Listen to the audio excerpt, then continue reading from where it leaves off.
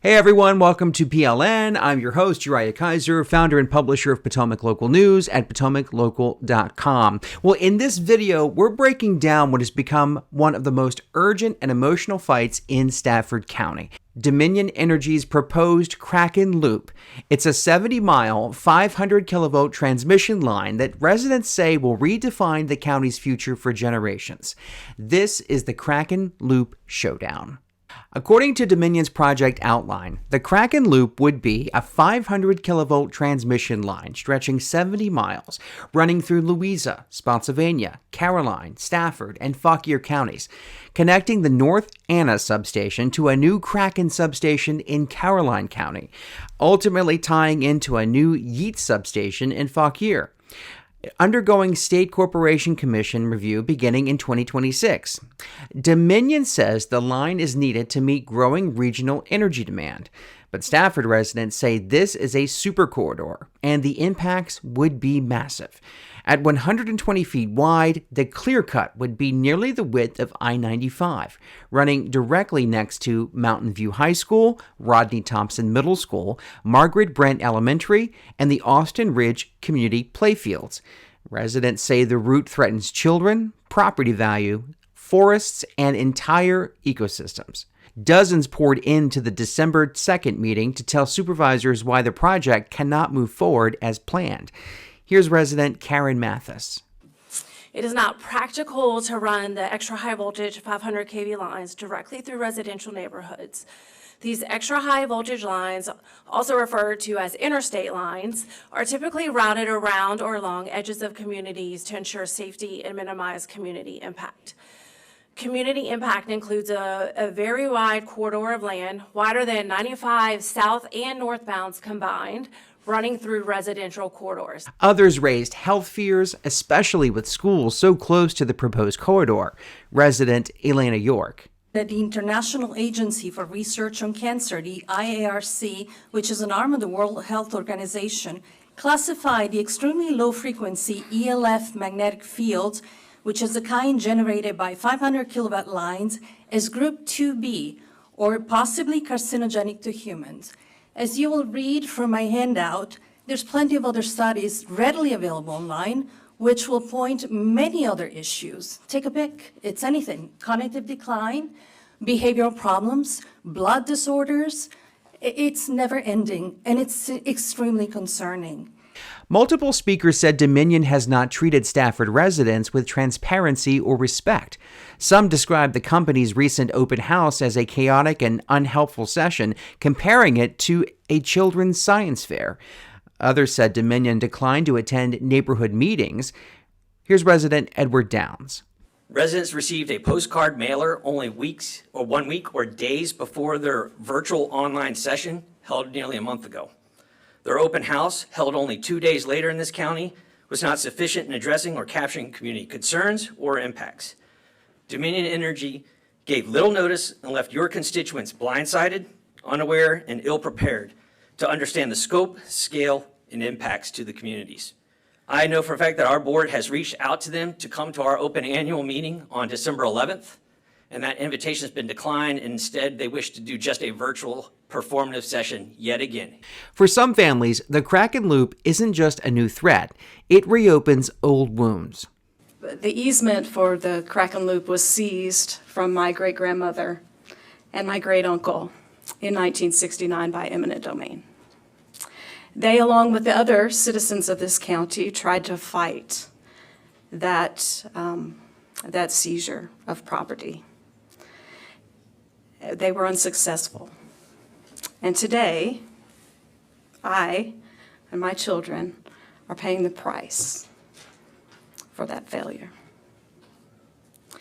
The Kraken Loop will pass over our family pond where the cattle have fed for 200 years.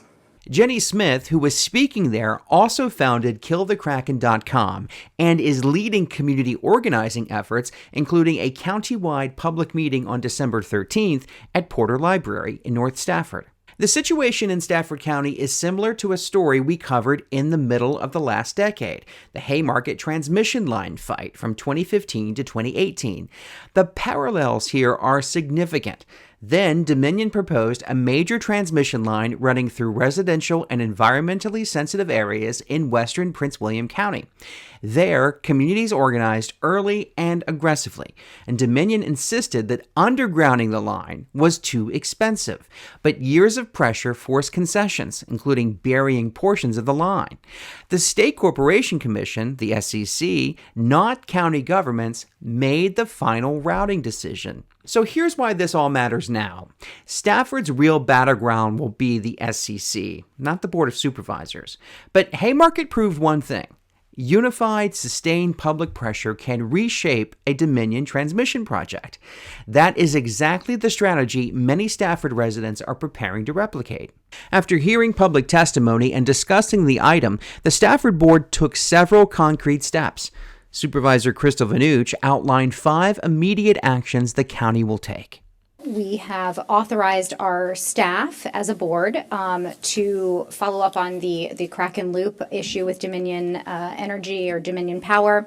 And we have 5 action items. The first is that we've authorized our staff to create a one-pager explicitly going through the Loudoun County transmission line expansion, what the similarities are, and what are the differences between what's being proposed in Stafford County, and what is the process for Stafford County as Dominion moves forward to the SCC, and be able to have that at our December 16th board meeting and provide that update. We also have authorized our staff to provide guardrails on what, as a board, we have in our purview and authority via state law, what we can do, what we can't do. We've also asked them to look at the limitations within state law and propose any potential legislative recommendations or changes that we could add to our legislative agenda that would require action by the General Assembly on issues like this coming forward to localities to give us more authority. And then number 4, we have also requested our attorney to hire outside counsel to advise the county in this matter. And number 5, we have agreed the 3 districts that are impacted, which are Hartwood, Garrisonville, and Rock Hill, to have a joint town hall. We will be inviting Dominion to that after the new year and publicizing that date as soon as we have it. Vanucci also pushed the board to commit to maximum transparency when sharing information learned in closed session. Every supervisor agreed. Separately, Supervisor Darrell English reiterated his call for a formal board resolution opposing the Kraken Loop route as drawn. Over the next 6 months, expect Dominion to hold additional small group meetings, residents to demand at least one large public town hall, Stafford supervisors to consider a formal resolution, activists to prepare organized SCC testimony, and Dominion to finalize route proposals.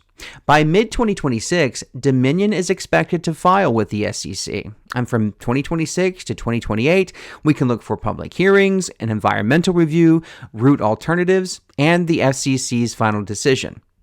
The Kraken Loop will shape Stafford County for decades. Whether it moves forward, gets rerouted, or is forced underground will depend on public pressure, legal strategy, SCC rulings, and local and statewide political involvement. We will continue covering every development. So if you want to stay updated, like this video and subscribe to this channel for every update we post. And head to our website, PotomacLocal.com, and sign up for our free email newsletter. If you live in Fredericksburg, Manassas, or Woodbridge and want more local news, that is the place to go. Thanks for joining us. I'm Uriah Kaiser. Have a great day.